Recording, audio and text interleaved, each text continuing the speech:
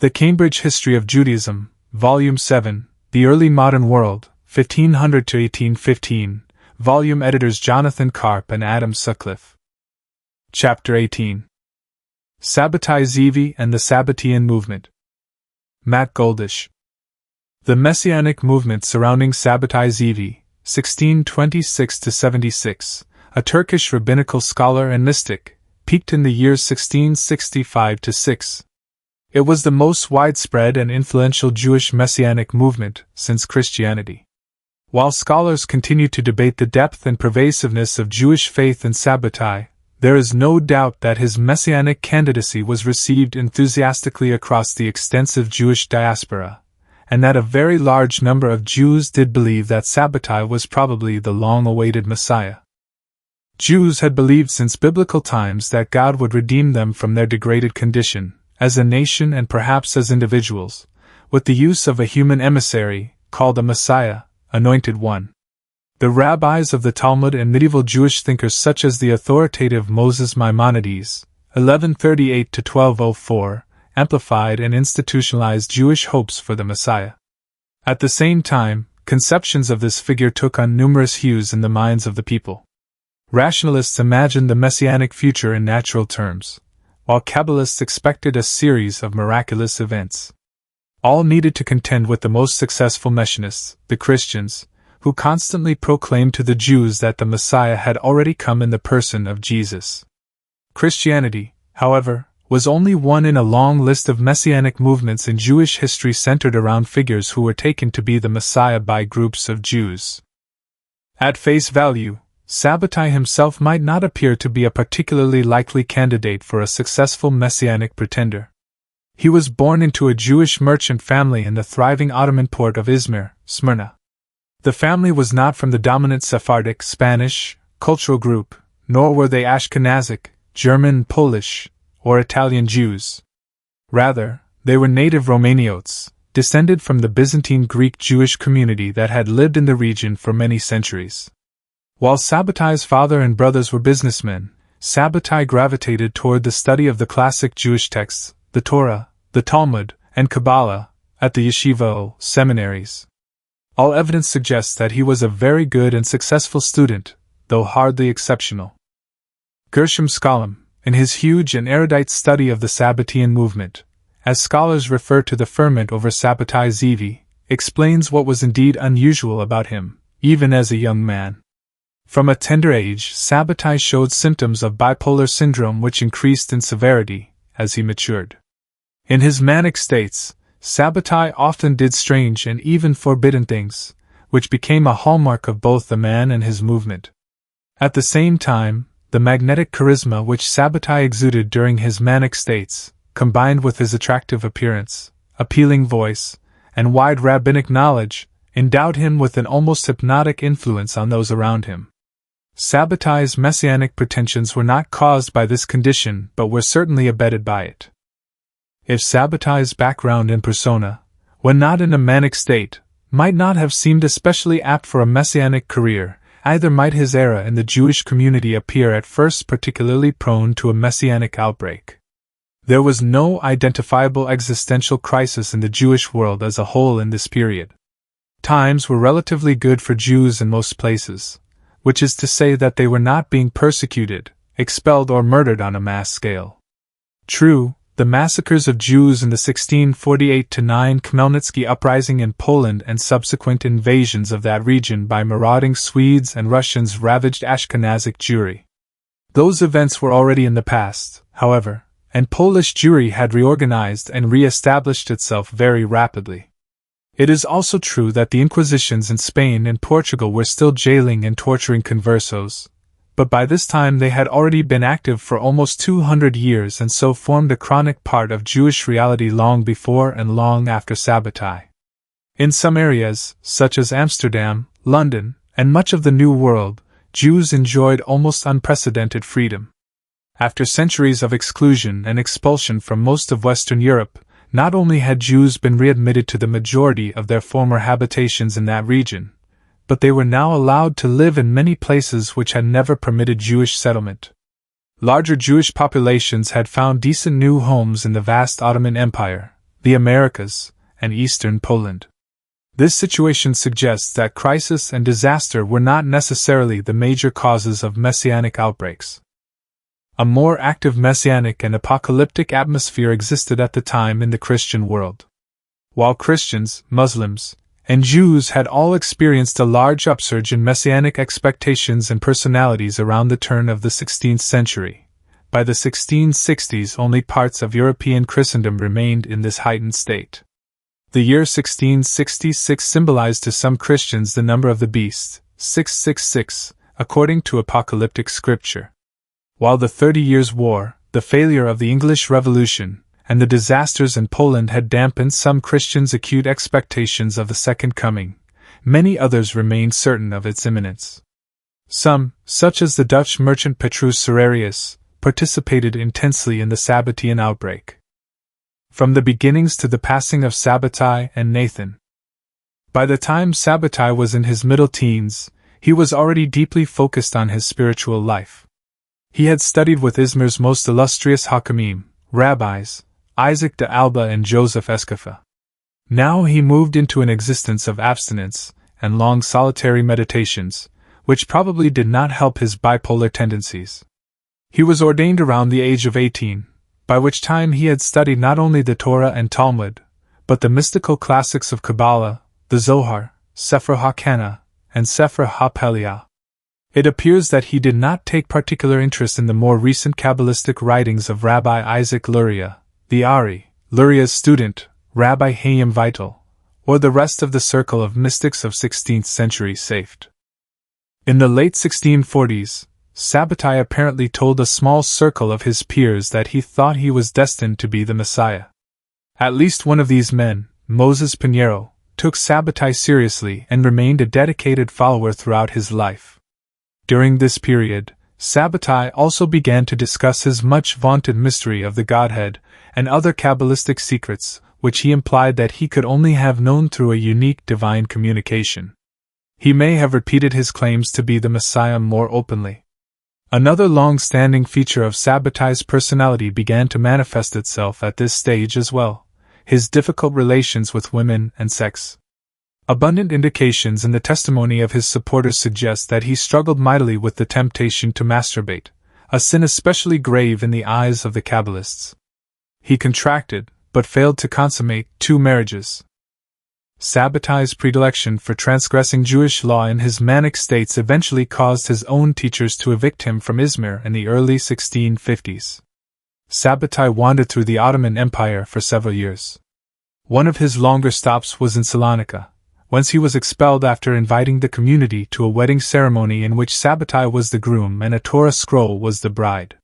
From there he went to Constantinople, as Jews continued to call Istanbul, where he again committed bizarre acts and transgressions that precipitated his banishment.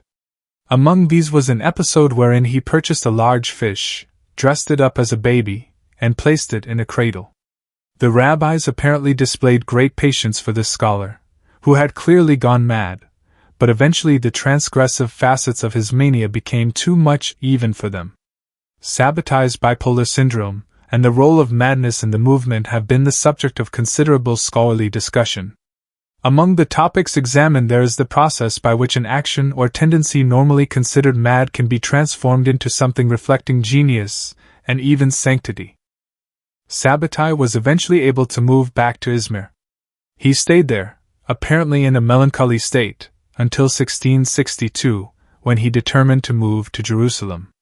He traveled there by way of Egypt, maintaining the dignified demeanor that characterized his bearing between manic and depressive swings. The important contacts Sabbatai made in Cairo during this trip may be the reason that the rabbinic leaders in Jerusalem sent him back to Egypt for an emergency fundraising mission in 1663. There he became closely associated with the circle of 𝗍𝗿𝗱𝗆𝗍𝗆𝗏, the leader of Egyptian Jewry, to whom he seems to have revealed his innermost secret thoughts. During this sojourn, Sabbatai also married once again, this time to Sarah, an Ashkenazic refugee who was orphaned during the Khmelnytsky uprising. Sarah did not have a reputation for chastity, but during her extensive wanderings she told everyone she was destined to marry the Messiah. Sarah was Sabbatai's wife during the height of the movement, and was the first of a series of important women in Sabbatean history. The next episode in Sabbatai's life was decisive. It turned him from a troubled scholar into a plausible messianic pretender whose movement would profoundly affect the Jewish future. After a period of relative stability, Sabbatai's mood swings returned. He sought help from a doctor of the soul, a young Kabbalist named Nathan Ashkenazi who, at the age of 22, was already widely regarded as a spiritual visionary. Like Sabbatai, Nathan was a Kabbalist, but he was a close follower of the traditions and ideas of Rabbi 𝗧𝗿𝗍𝗄𝗏 and his safe circle. In fact, it appears that Nathan saw himself as a sort of successor to 𝗧𝗏𝗏, or perhaps even his reincarnation. Nathan was living in Gaza, and in April 1665 Sabbatai went to see the young sage on his way back to Jerusalem. Sabbatai must have expected a tikkun, a remedy for his soul. Instead, Nathan told Sabbatai that he had seen Sabbatai in a vision, and that he was indeed the Messiah. Nathan took Sabbatai on long journeys around the land of Israel and told the reluctant rabbi about his soul, his messianic calling, and the future of the world. Sabbatai became convinced that his notions of messiahship had been no fantasy. Shortly afterward, on the night of the Shavuot festival, Nathan danced wildly and celebrated with a group of great rabbinic leaders, some local and some visiting from other Ottoman communities, and then suddenly leaped in the air and fell down in a dead faint. 𝗧𝗿𝗶𝗁𝗲𝗏 pronounced him dead, but a moment later a strange voice began to issue from his throat. Nathan was possessed by an auditory heavenly spirit, Magid, speaking through his own mouth and declaring Sabbatai the Messiah.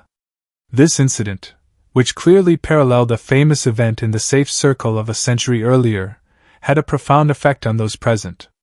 Soon afterward, in May of 1665, Sabbatai made his own public proclamation of his messianic calling.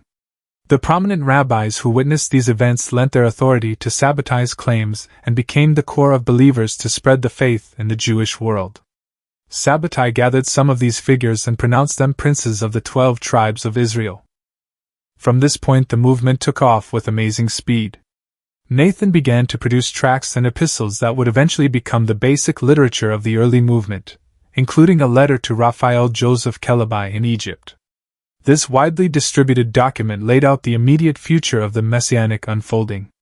It proved to be false in almost every prediction, but by the time this was discernible it did little damage to the movement, which was running under its own steam. A major feature of Nathan's writings, the pivotal feature in the view of 𝗧𝗏𝗏 and his heirs, was the central role of Lurianic Kabbalah. Nathan used concepts and language of exile, redemption, the soul, evil, and the Messiah taken from 𝗧𝗏𝗏's teachings in order to explain Sabbatai's mission.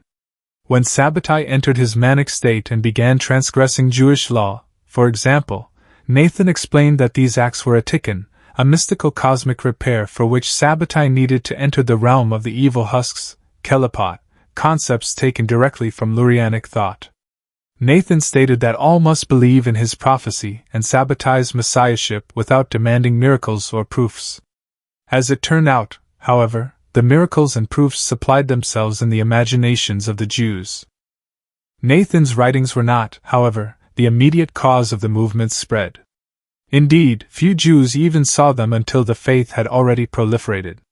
These tracts acted more as a theological support and justification for facts already on the ground.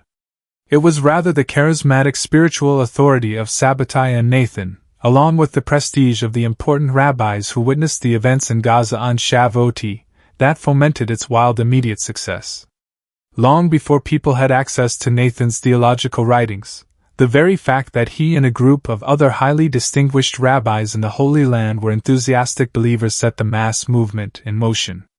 In Malcolm Gladwell's terms, they were connectors and mavens. Wherever these eminent early emissaries of the faith traveled or their fervent letters were received, expectations of Sabbatai's messianic manifestation immediately blossomed. On the heels of Nathan's revelations about Sabbatai, prophets or prophesiers began to appear in many Jewish communities. Most were undistinguished, but the spectacle of ordinary people falling into revelatory ecstasies, often performing bizarre physical feats, and proclaiming Sabbatai the Messiah, persuaded not a few Jews that something miraculous was afoot. Much of this colorful euphoria followed in a wide swath along the itinerary of Sabbatai and his rabbinic emissaries as they traveled through the Ottoman Empire. An enormous repentance movement swept the Jewish world as well, often in response to the prophetic outbreaks. Sabbatai himself went from Gaza to Jerusalem, where the leading rabbis rejected his claims and denounced him to the Muslim judge, the Qadi. It is not clear what happened when Sabbatai went personally to speak with the Qadi, but the very fact that he was not jailed or killed on the spot was taken as a miracle by some Jews, and rumors about the miracles that had occurred in the Qadi's chambers soon spread. Sabbatai thus gained important followers in Jerusalem as well. This was one of innumerable miraculous events reported in connection to Sabbatai and his circle. One of the many oddities of Sabbatean history is that the Jerusalem rabbinate banished him from the city, but they did not take active steps to suppress the movement, or respond decisively to communications from their colleagues in the diaspora. Sabbatai left Jerusalem as the object of a rabbinic ban, but his arrival in Aleppo in July of 1665 was a triumph. He only spoke about his messianic mission with individual rabbis there, and he moved on to his native Izmir in September of that year, but the excitement surrounding him quickly burst forth in the most sensational manner. Outbreaks of prophesying, visions of the prophet Elijah, reports of miracles, and massive penitential movements erupted in both cities. Thus, though the rabbis of Izmir knew that Sabbatai had been banned by the Jerusalem leaders, the movement had already developed beyond rabbinic control. There was, as it turned out, a split in the position of the Izmir rabbis, in which Sabbatai's supporters easily had the upper hand, with the backing of Sabbatai and of the populace. In the winter of 1665, Sabbatai's manic persona again asserted itself. He began to commit ritual transgressions and perform other strange actions, some quite destructive. These were now perceived as holy functions by the enthusiastic believers, who drowned out the objections of the anti-Sabbatean party. Sabbatai extended his practice of distributing honors to his chief followers, now bestowing kingships on several of them. Letters written by both Jews and Christians in Aleppo and Izmir had been reaching Europe for months. The earliest ones were reports of the reappearance of the lost 10 tribes of Israel from their long exile beyond the mythical Sambation River. A clearer picture emerged as Sabbatai's name and alleged miracles were transmitted, enhanced by copyists, and passed along to others. Nathan's missives were likewise distributed and studied. Many Jews around the Mediterranean and Europe began to sell off their property and neglect their businesses in expectation of the impending end of days. Other letters warning of Sabbatai's dangers to communal stability, however, were also transmitted from Izmir to the larger communities. Thus, when Sabbatai sailed for Istanbul in the very last days of 1665, the authorities had been alerted by some Jewish leaders and prepared to arrest the wayward Jew. Storms delayed his arrival, but he was duly arrested in February of 1666 before he was able to land in the capital. Again, the restraint of the government in not killing him on the spot was perceived by the believers as a miracle, and they became even more fervent. The Grand Vizier, 𝗲𝗲𝗱𝗲𝗄𝗏, sentenced Sabbatai to prison for rebellion and causing agitation in the Jewish community. In April of 1666, when Sabbatai's cell in Constantinople had turned into a pilgrimage center for throngs of expectant Jews from all over, he was moved to a prison in Gallipoli. This, however, did little to alleviate the situation. It was a small matter to pay off the guards and turn the Gallipoli fortress into a reception center for Sabbatai's admirers. In both his dignified, learned moderate state and his intense, wild, charismatic, manic state, Sabbatai impressed the distinguished guests from around the Jewish world who came to pay homage or report home concerning his authenticity. Jewish communities across Europe, the Ottoman Empire, North Africa, Yemen, and even America kept abreast of Sabbatai's progress and eagerly awaited his manifestation as the King Messiah. Many Christian millenarians saw in him the precursor of Jesus' second coming, and so became enthusiastic supporters. I do not believe, however, that many of them saw Sabbatai as the actual Messiah. Rabbis sent letters of homage. Business came to a standstill. Sabbatai's most vocal opponent, Rabbi Jacob 𝗧𝗍𝗱𝗲𝗏, wrote or spoke to everyone he could, making an eloquent case against the would-be Messiah and his prophet,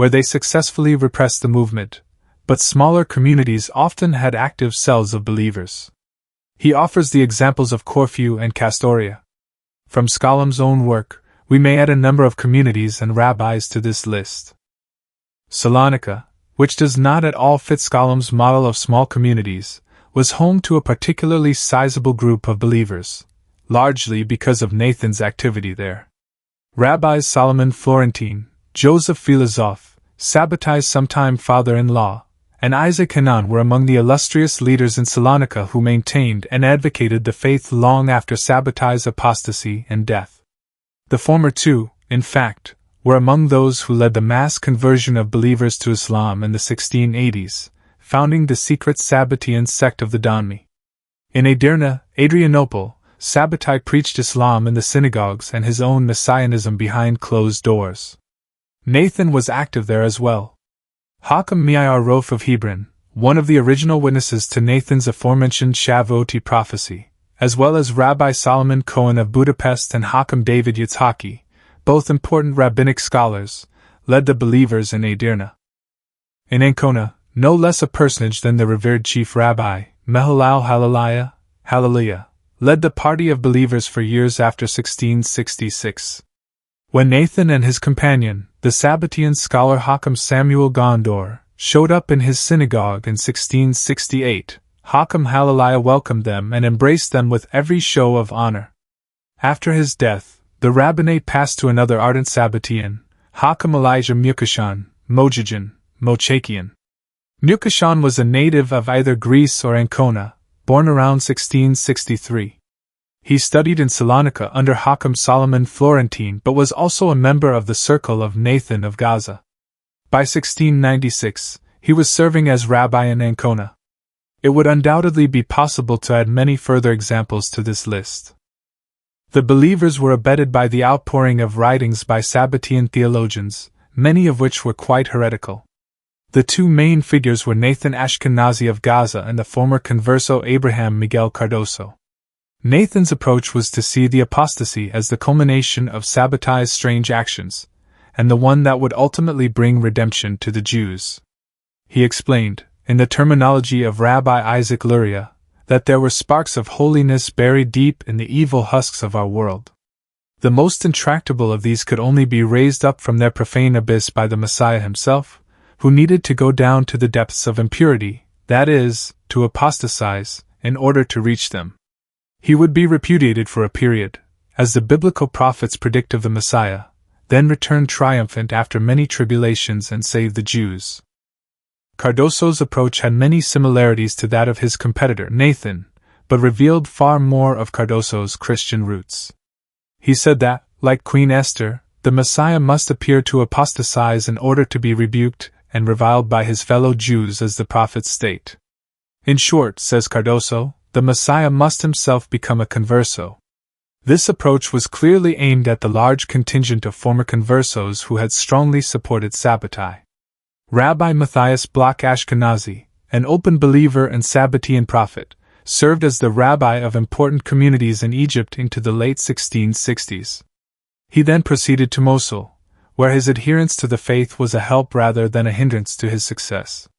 He brought writings of Nathan with him and may have inspired the new wave of Messianism in Kurdistan and Persia at this time.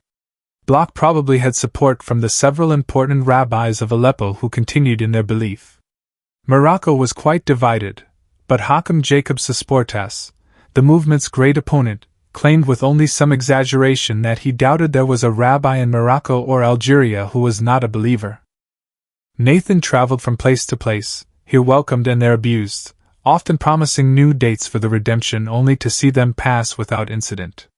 His Kabbalistic theology became increasingly creative and complex as he struggled to hold the movement together.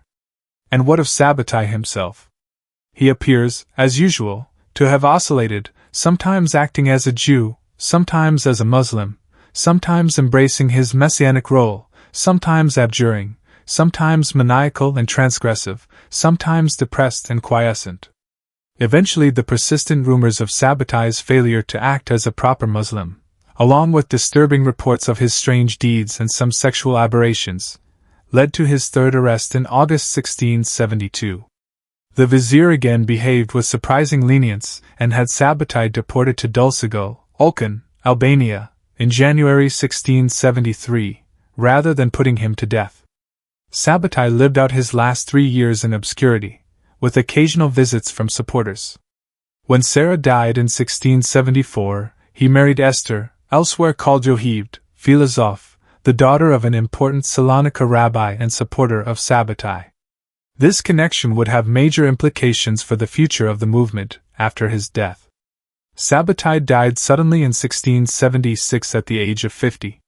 Nathan, true to form, continued to propagandize for the faith, explaining that Sabbatai had simply been hidden by God in preparation for the final act of his mission, apotheosis. Nathan himself died in Macedonia in January of 1680. And so it was that a man who began his career as a commandment-breaking Jewish Messiah became a commandment-breaking Muslim Jewish Messiah, and finally a dead commandment-breaking Muslim Jewish Messiah while still maintaining a considerable following of scholars as well as lay Jews. It seems appropriate now to examine some theories about what made this movement so successful. Interlude. Major positions on the success of Sabbateanism. The Sabbatai Zevi explosion has been noted and explained by historians since the time of the events themselves. Certain theories of its success have tended to recur in the literature, for instance, that the Jews of the time were ignorant, and were led astray by the confusing Kabbalistic explanations of Nathan and Sabbatai, that the 30 Years' War, Khmelnytsky massacres, and subsequent attacks on Poland had left the Jews disheartened and desperate, or that Christian millenarians, expecting their own savior to come around the same time, influenced the Jews. With 𝗧𝗿𝗱𝗏𝗁𝗍𝗏, everything about Sabbatean research changed. His work was so thorough, so far beyond what anyone had done previously, that his voice became authoritative in all matters pertaining to the movement. 𝗧𝗿𝗱𝗏 asked how local factors such as atrocities in the Ukraine or the influence of a few European millenarians could explain a mass phenomenon that swept the entire Jewish world. There must, he said, be one overarching factor that convinced Jews everywhere to look to Sabbatai as the likely Messiah. 𝗧𝗿𝗱𝗏's explanation is one of the most famous theses in all of Jewish historiography. He said that the use of Lurianic Kabbalah by Nathan and Sabbatai struck a chord in Jews everywhere, and provided the impetus to make the movement take off. 𝗧𝗿𝗱𝗏 proposed a picture wherein the shock of the expulsion from Spain in 1492 caused a wave of messianism that lasted until the early 1530s. The messianic impulse did not die with the failure of these movements, but rather reasserted itself in the 1560s and 1570s through Rabbi Isaac Luria's doctrines concerning exile and redemption of the divine presence in the world. During the ensuing century, Lurianic Kabbalah spread and resonated throughout the Jewish world. Thus, when Sabbatai and Nathan explained their vision of Sabbatai's mission in the myths and terms of Lurianic Kabbalah, their message penetrated the hearts of Jews everywhere. While this thesis was criticized by various authors, it was not systematically reassessed for decades. I would suggest 2 reasons for this. First, another thesis by 𝗧𝗿𝗱𝗏 concerning Sabbateanism became a sort of lightning rod for negative attention, diverting critics from the thesis about the expulsion and Luria. That more controversial thesis was 𝗧𝗿𝗏𝗏's assertion that Sabbatai's many ritual transgressions, strange actions, which became an imperative among his followers, signaled the beginnings of Jewish secularism and modernity. He attempted to show that Sabbateanism metamorphosed into Jewish Enlightenment, Haskalah, and early Reform Judaism. This idea occasioned a storm of disagreement. A second reason for the delay was that 𝗧𝗿𝗏𝗏's mastery of the material was so commanding and daunting, and his personality so intimidating while he was alive, that few people dared criticize him. 𝗧𝗿𝗏𝗏 had a deep sense of history, but he was fascinated by Kabbalah and ideology, and his essentially monocausal explanation of Sabbatai's success is indeed highly problematic. He sometimes appears to stretch the evidence in order to explain Sabbatai's success strictly as a function of factors taking place within the Jewish world, and especially the Kabbalah. Here he was perhaps trying too hard to counteract those historians, such as Heinrich Graetz, who wished to see forces external to the Jewish community as the central engine behind all Jewish mystical movements.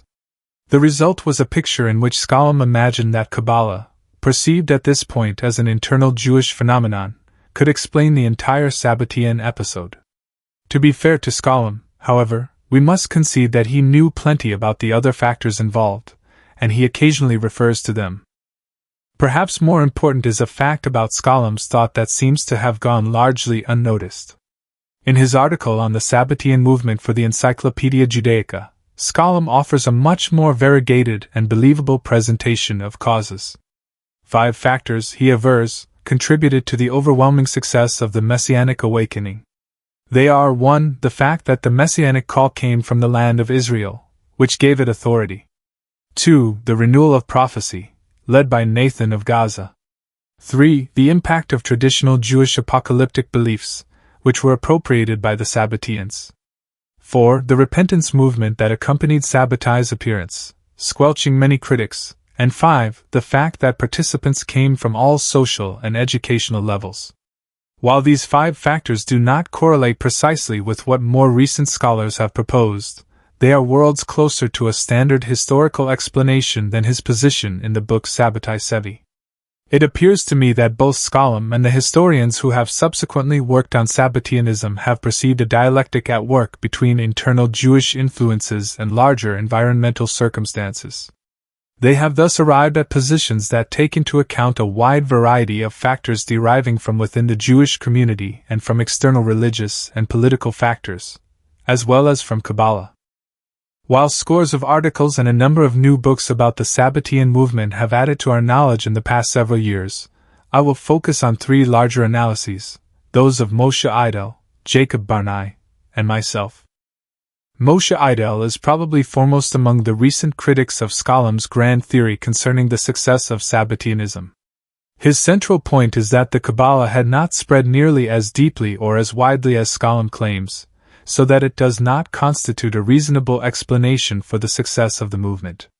Lurianic Kabbalah is also not nearly as focused on exile and redemption as 𝗏𝗏𝗏 suggests. Another major point Idel makes is that Sabbatai was not a student of Lurianic Kabbalah at all, but of the older works, the Zohar, Cana, and 𝗍𝗲𝗄. In general, Idel feels that the obscure theologies of Kabbalists in their tiny, cloistered circles are not capable of explaining a mass messianic movement. While he does not offer a unitary alternative explanation, Idel does point out, following the work of 𝗧𝗏𝗏𝗱𝗏𝗏, the importance of Sabbatai's association with the planet Saturn, Sabbatai in Hebrew, connected with the Kabbalistic Sephira, divine emanations, of Bina and with melancholia.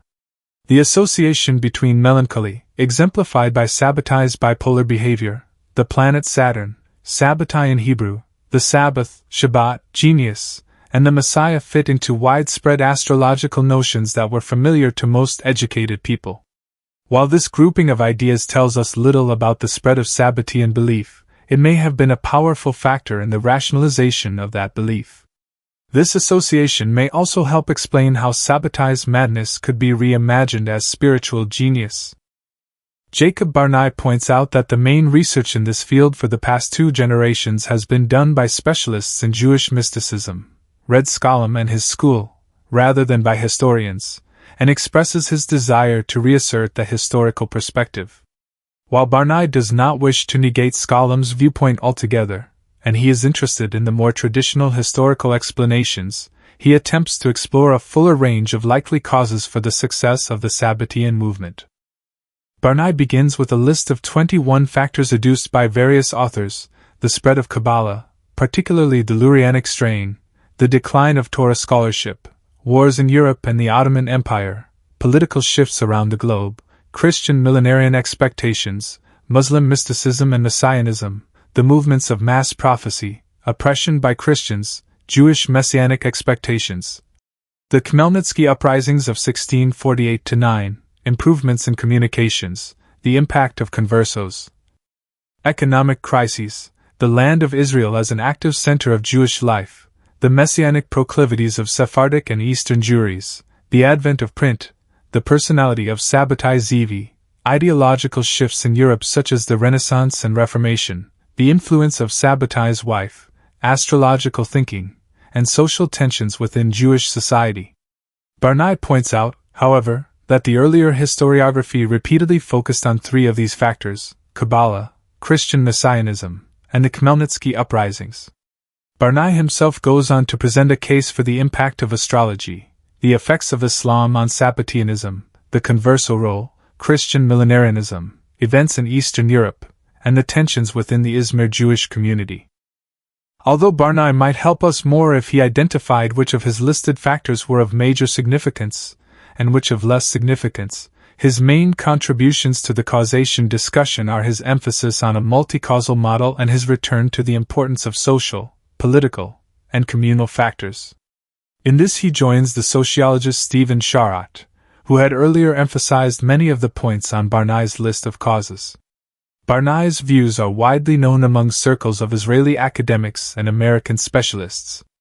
The fact, however, that they appear in book form only in Hebrew, parts were published in English in widely scattered publications, has meant that they have not had a wider circulation among non-specialists outside Israel. What English readers often find on the subject of Sabbatai Zevi are either Scholom's dense 1,000-page tome, or a broadly marketed popular work by John Freely, a physicist and tour guide, who derives most of his substantive material directly from Scholom. My own study of the Sabbatean movement led me to propose a model with no new elements, but some different emphases. I suggest that a highly volatile messianic atmosphere existed in the Jewish, Christian, and to some degree, Muslim worlds in the middle of the 17th century. These communities were in close contact and influenced each other as well. Thus, for example, the messianic writings of Rabbi Manasseh ben Israel of Amsterdam communicate an acute messianic expectation based on recent world events interpreted through a Jewish lens. He in turn became a popular figure among Christian millenarians with similar hopes.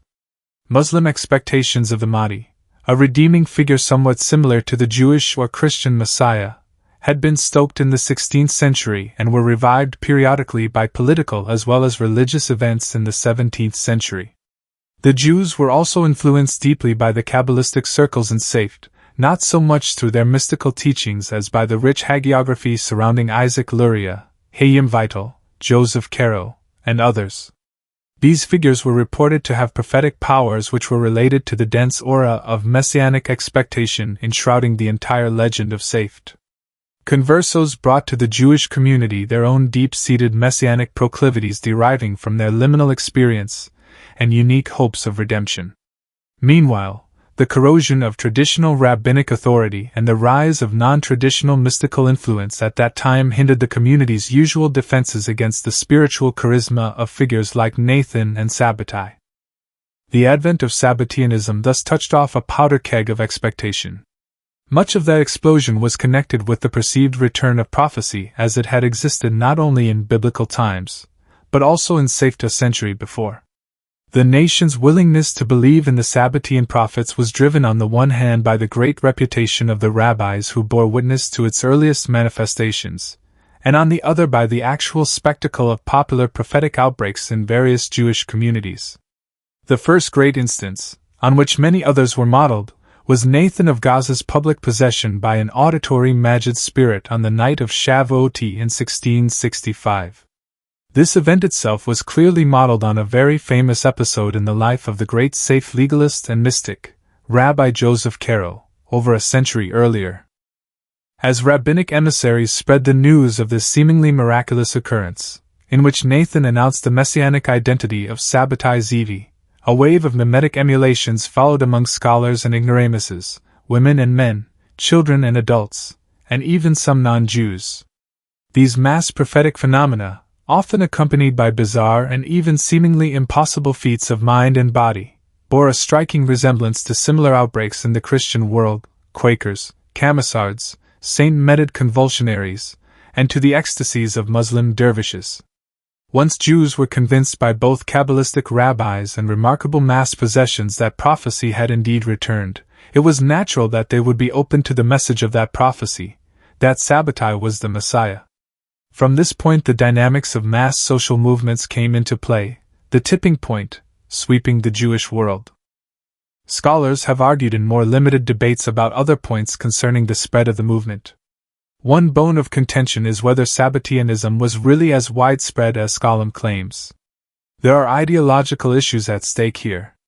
Traditional Jews were embarrassed by the movement, especially the participation of respected rabbis in it, and thus sought to present its penetration as minimal and limited to the ignorant classes. Scholem, who saw the movement as a paradigm shift in Jewish life and thought, had reason to demonstrate a wide penetration. The evidence clearly points towards 𝗏𝗏𝗋's view, but several recent studies re-examine the question with reference to specific communities, including Germany, Poland, Morocco, and Yemen. One innovative thesis of 𝗏𝗏𝗋 that has not been systematically challenged is his claim that Sabbatai suffered from a bipolar personality. The painstaking and detailed evidence he marshaled in support of this point appears to have convinced even the majority of 𝗏𝗏𝗋's most vocal critics. Study of the Sabbatean movement, since 𝗏𝗏𝗋, then, has taken two distinct directions. There continue to be detailed researches by scholars of Jewish thought on the complex theology of Sabbatai, Nathan, Cardoso, and others. At the same time, historians have been reasserting their role in the interpretation of the movement. The thrust of their work has been a focus on social, political, economic, cultural, and interreligious factors in the rise of Sabbateanism, and more generally, an emphasis on multiple causes. They have also studied local contexts, and they have unearthed numerous new primary sources that throw light on the events of 1665–7. After the passing of Sabbatai. The nature of the Sabbatean movement within the Jewish world from this point forward is distinguished by an episodic and local quality. While there were believers of various sorts and levels and communities all over, certain areas and periods constituted hot spots, often associated with specific personalities. I will attempt to describe some of these. One of the most interesting centers of Sabbatean activity from the 1670s through the 1690s was the circle of Rabbi Abraham Rovigo, circa 1650 to 1713, an Italian Kabbalist who lived in Medina and later in Jerusalem. Rovigo's methods and projects offer a model of the directions taken by Jewish Sabbateans during this period. Rovigo studied in Venice with an outstanding teacher, Rabbi Moses Zacuto, then returned to Medina, where he created an active scholarly circle. Rovigo was apparently an enthusiastic Sabbatean believer from the time the movement first appeared until the end of his life. He shared this faith with his close friend, Rabbi Benjamin ben Eliezer HaKohen, Vitali, rabbi of Alessandria and later of Reggio. While Rovigo was very secretive about his continued faith with outsiders, HaKohen openly displayed a portrait of Sabbatai Zevi in his home and successfully published a Kabbalistic exposition of the Book of Lamentations based on Nathan's thought. The special quality of Rovigo's circle was its series of Sabbatean prophets, which apparently included Rovigo himself at times. Rovigo's correspondence, much of which has been preserved, begins with him in the position of a young disciple questioning the senior Rabbi 𝗲𝗏𝗋𝗆, a member of the original Sabbatean circle in Gaza, now living in Livorno. Roph, Moses Pinheiro, an adherent of Sabbatai since the latter's first revelation of messianic self-perception in 1648, and other believers had gathered in Livorno, which, as an active port and center for former conversos, had been an important link in the Sabbatean network from the beginning of the movement. 𝗧𝗿𝗍𝗶𝗁𝗍, who studied Rovigo's correspondence, points out that there is a change in the tone of this correspondence beginning in 1677, when Roph shifts into the role of questioner and Rovigo is the one with news of developments on the Sabbatean scene. The occasion of this shift was the appearance of a Magid, a heavenly mentor like the one experienced by Nathan, in Rovigo's home. The man channeling this prophetic gift was a most interesting figure, Rabbi 𝗧𝗿𝗱𝗶𝗁𝗱𝗆 of Prague. 𝗚𝗨𝗱𝗃 was a member of the illustrious 𝗖𝗆𝗱𝗁𝗱𝗆 family, later associated with one of the most famous Sabbatean controversies. He lived in Hamburg, Vienna, and Altdorf, where he tutored the anti-Jewish Hebraeus Johann Wagenseil, then spent 5 years as a teacher in the home of Rovigo at Medina, from roughly 1677 to early 1682. This is the period during which he received his Magidic revelations, which consisted mainly of messianic commentary on passages of the Jewish mystical classic the Zohar and predictions concerning Sabbatai's reappearance. 𝗏𝗨𝗃 afterwards served as rabbi in Mantua before returning to Prague, where he worked as an editor, scribe, and ultimately rabbinic judge. 𝗏𝗨𝗃 was much respected by the believers, among whom his revelations had an enormous impact. 𝗏𝗨𝗃's sudden departure from Rovigo's home in Medina was apparently caused by a very strange episode involving a friend of his from Prague, Rabbi Mordecai Eisenstadt.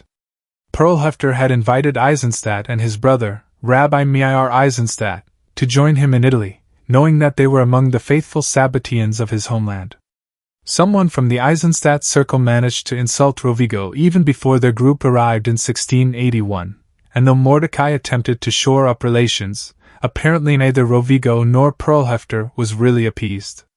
Mordecai then claimed that Sabbatai Zevi was in fact not the true Messiah descended from King David, but a sort of pre-Messiah Messiah, the descendant of Joseph, whereas he, Mordecai, was the true Davidic Messiah. 𝗏𝗱𝗱𝗱𝗏 became incensed and denounced his erstwhile friend as a fraud and user of illicit magic.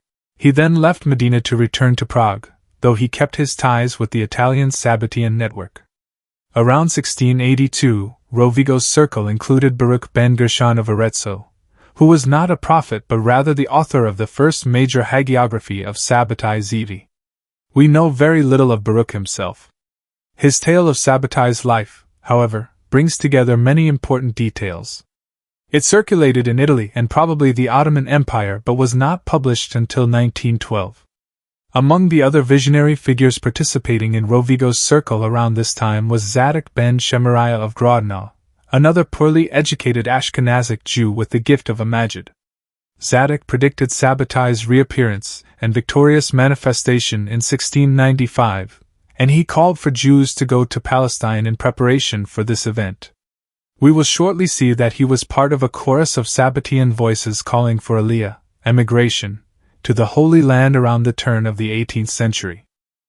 The prophetic peak of the Rovigo circle occurred from about 1696 to 1701 with the arrival of Mordecai Ashkenazi of 𝗧𝗿𝗱𝗱𝗏, yet another undereducated Polish Jew possessed of a Maggid spirit. Ashkenazi was, according to all accounts, lacking in knowledge of both general rabbinics and Kabbalah when he came to Medina. Rovigo saw some special gift in the Eastern visitor and tutored him intensively.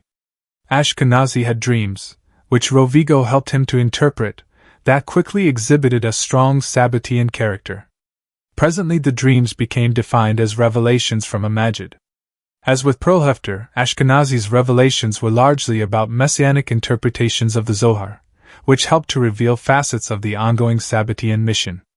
At the same time, however, Rovigo and Cohen used the Maggid as a sort of all-purpose medium, asking it questions on numerous subjects of a personal, communal, and mystical nature. Rovigo was tremendously excited about the phenomenon occurring in his home. He saw the Maggid as revealing the meanings of prophecies nobody had ever understood before, and thus portending the end of days. Ultimately, in 1702, Rovigo and Ashkenazi traveled to Jerusalem as part of their preparations for the messianic unfolding. Ashkenazi passed away almost immediately upon their arrival, while Rovigo went on to establish a rabbinic academy, yeshiva. He died on a fund-collecting mission back in Italy. The arrival of Rovigo and Ashkenazi in Jerusalem relates directly to another Sabbatean episode that will be discussed below, but we may pause here for a moment to consider the significance of the Rovigo circle and the history of Sabbateanism.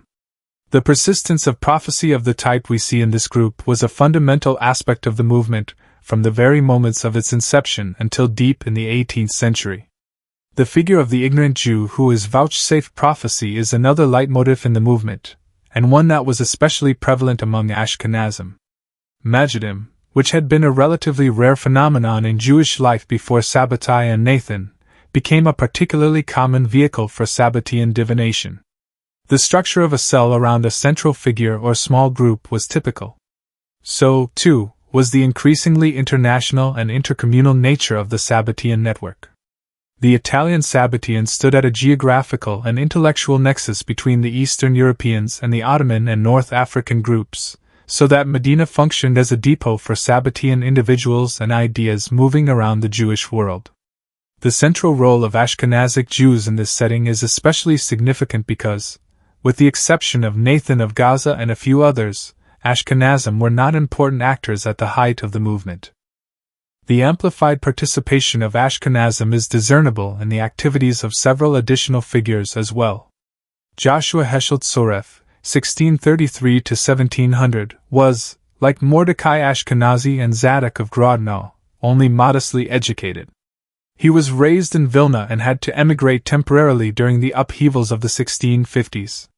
In 1665-6, he became a fervent Sabbatean believer, ascetic, and visionary prophet.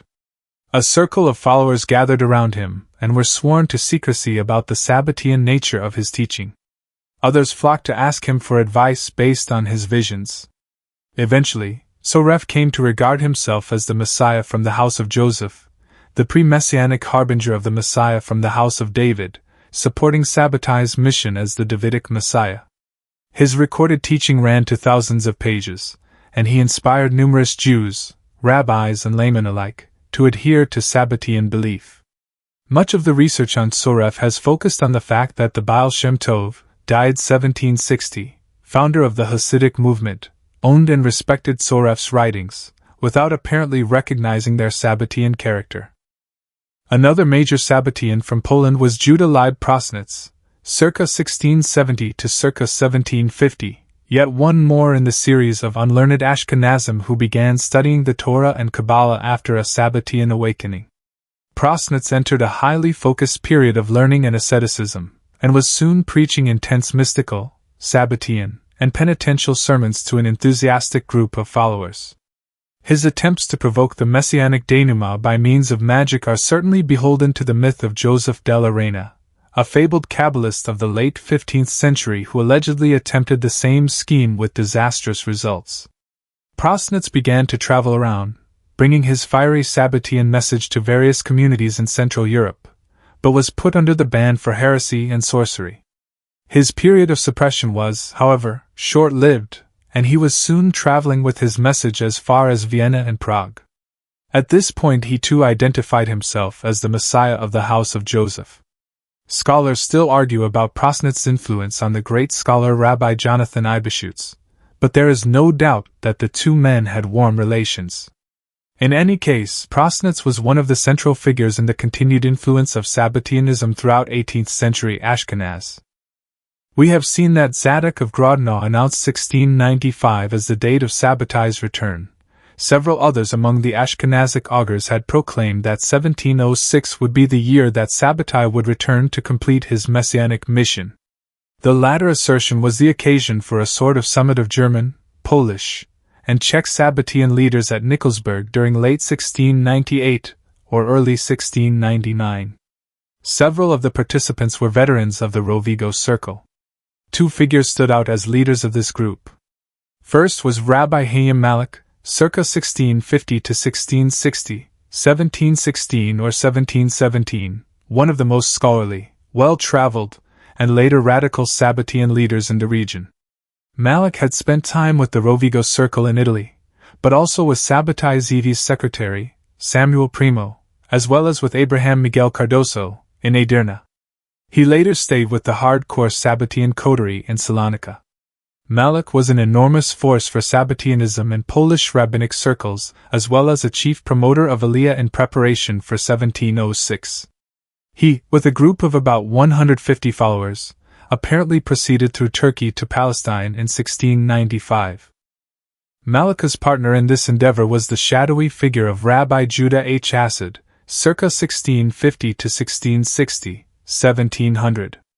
Like Malek, he was a rabbinic scholar who attracted both learned and lay Jews to his holy brotherhood of Palestine-bound Sabbateans. Hasid preached to throngs of enthralled Jews across Germany and Austria, raising money and gaining followers for the settlement in Jerusalem. He did indeed arrive in Jerusalem with a group of unknown size, but died within days of his arrival, as did several others. The group managed to maintain some cohesiveness after Hasid's passing and gained traction when Rovigo arrived in 1702 to establish his Messianic Rabbinical College. Around the same time, Malek and several others from the group traveled to Europe to raise money for the Ashkenazic community of Jerusalem, which, whether it was known to European Jews or not, was now in the hands of the believers. Opponents of the Sabbateans finally succeeded in publicizing the Sabbatean character of the Hasid group in Jerusalem, and had its members removed from communal leadership by around 1705. The results of this fiasco were striking. The Jerusalem Ashkenazic community shrank by half as members converted to Islam or Christianity, returned to their communities in Europe, or join new Sabbatean enclaves elsewhere. One of these cells, at Mannheim, eventually degenerated completely into religious anarchy. The Hasid group was the last stage of a half-century-long wave of immigration to Palestine, but its failure and tainted legacy apparently helped to stifle Group 𝗲𝗲 for 2 more generations. Having now examined some of the Sabbatean activities and centers in Italy, Eastern Europe, and Palestine, we will take a brief look at the peripatetic Abraham Miguel Cardoso and his circle, and at the Turkish enclaves. Cardoso wrote a great deal and has been studied extensively. He is certainly one of the strangest, most interesting, and creative Sabbatean characters in a crowded field. Cardoso was born the same year as Sabbatai Zevi, 1626, and outlived him by 30 years. He was killed by his nephew in a quarrel in 1706 at the age of 80. Cardoso was born in Rio Seco, Spain, to a converso family. He studied medicine and theology in Salamanca, then fled Spain with his brother, Isaac, when he was about 21 years old. He lived for several years in Venice and Livorno, continuing his medical studies and immersing himself in rabbinic texts. During this period, he expressed deep exasperation at the rabbis' inability to explain certain essential concepts about the nature of God. He departed for the Ottoman Empire around 1659 in search of teachers who could help him to overcome his skeptical crisis. He studied Kabbalah in Egypt for some years, then settled in Tripoli shortly before the outbreak of the Sabbatean movement. He claimed to have experienced dreams and revelations even before Sabbatai appeared. What is certain is that Cardoso rapidly became a fervent supporter, theologian, and prophet of the movement when the good news of the Messiah reached him. After Sabbatai's apostasy, Cardoso continued to support him enthusiastically, and wrote numerous volumes of Sabbatean theology as well as lengthy epistles. 𝗧𝗿𝗶𝘁𝗶𝗁 points out that Cardoso's writing is characterized by the juxtaposition of brilliant analytical discourses, reflecting his academic education, with disjointed flights of mystical imagination. Cardoso reports numerous visions of his own as well as those of his disciples. Recently discovered documents by Christian witnesses give a sense of the great prophetic ferment among his group with the approach of 1706. The main conduit of these Sabbatean prophecies was again revelation through a Maggid.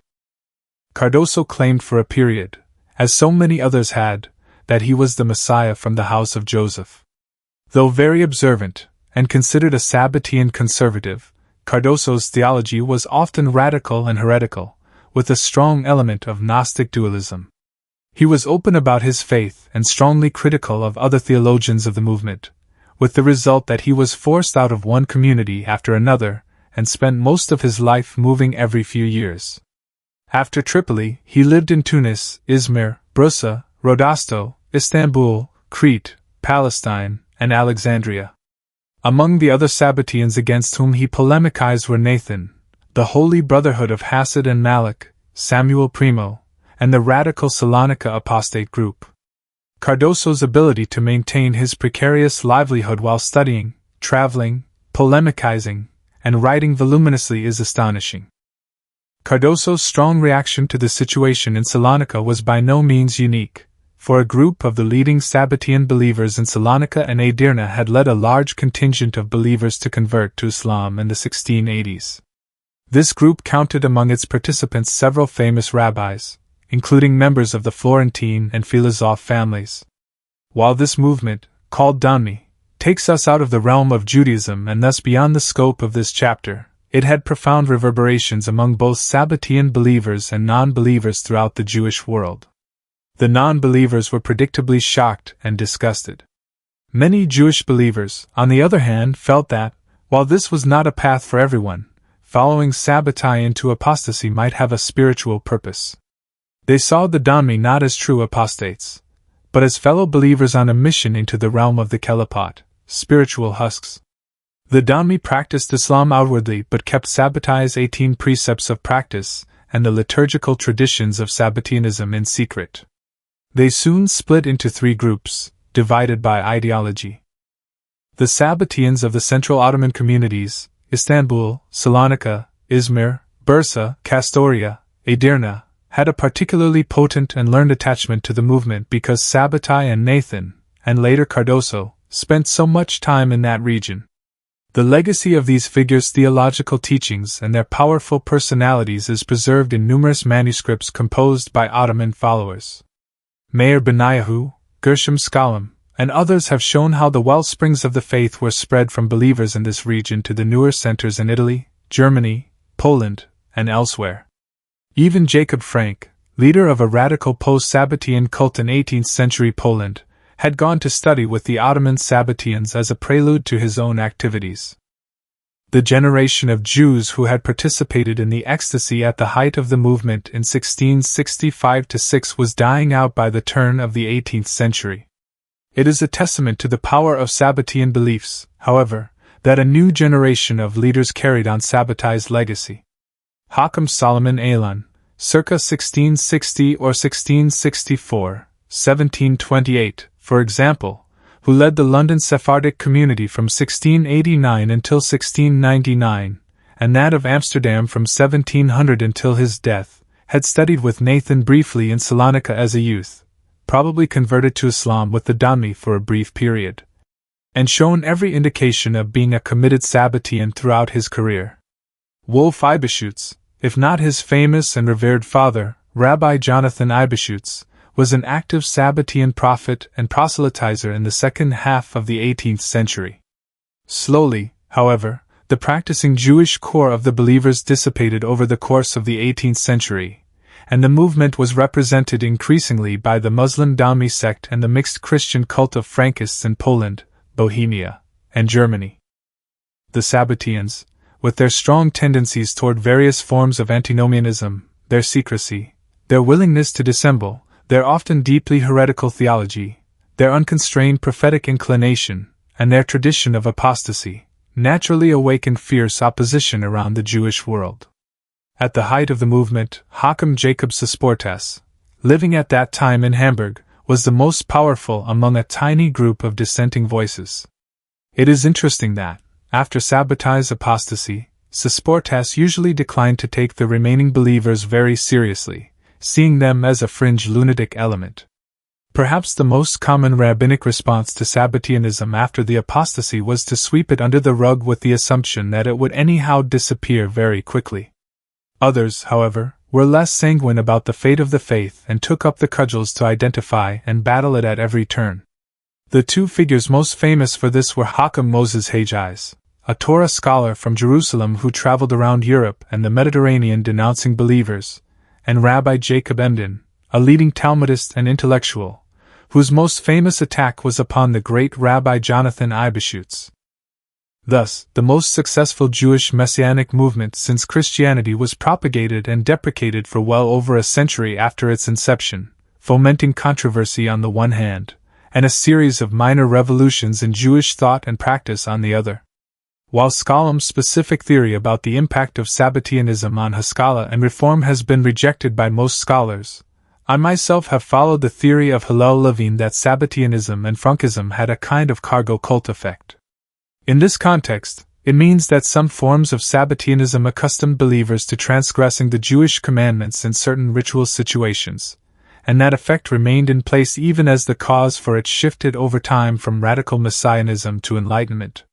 There can be no doubt that Frankism brought deeply antinomian and even radical practices into the world of Polish Jewry in ways that both preceded and exceeded the effects of Haskalah. While there might be a difference of opinion about whether ritual transgressions were a good or bad development for the Jewish community, other innovations of the Sabbateans might more commonly be seen as positive. 𝗧𝗏𝗱𝗏𝗃 has argued persuasively that the study of Kabbalah among European Jews increased markedly as a result of Sabbateanism. The complex theology of Nathan of Gaza and other Sabbatean theologians remained popular reading among Kabbalists, including non-Sabbatean ones, for generations. Sabbatean rabbis were among the most distinguished in the Jewish world of the late 17th century, and responsible for the authorship of many important works. Among these are Mordecai Ashkenazi's 𝗍𝗆𝗍𝗆𝗏, and apparently the anonymous Hemdat ha-Yamim. One of the innovations introduced to the larger Jewish world by this work is the Tu B'Shavat Seder, popular today with Jewish renewal and eco-Jews. The peripatetic Sabbatean emissaries helped to create networks of relationships that connected Jewish communities in ways that would become critical to Jewish history in the 19th and 20th centuries. More generally, 𝗧𝗿𝗱𝗶𝗁𝗂𝗋 argues that the Jewish world needs the occasional radical movement in order to air out desiccated and uninspiring tendencies and bring in fresh energy. For better or worse, the ideas of Sabbateanism had a direct impact on the Hasidic movement and were deeply influential in the development of Zionism, several of whose pioneers, including 𝗍𝗄𝗃, 𝗷𝗿𝗍𝗲, Zalman Schazer, and 𝗖𝘆𝗰𝗶𝗶 Zevi, were avid students of Messianic history. Zionism has often been described as a form of Messianism, and its historically minded theorists have hoped to learn lessons from Sabbateanism. Indeed, the Aliyah of Sabbateans around 1700 is often considered the first modern mass movement of Jews to the land of Israel, and is thus a precursor of the Zionist project. Ultimately, however, the judicious historian should not read the long and complex history of Sabbateanism mainly through a Whiggish lens, determining its significance according to its impact on later developments. It should rather be seen as a set of ideas and events that reveal a great deal about its own historical contexts, teaching us about the horizons of Jewish identity in the early modern era.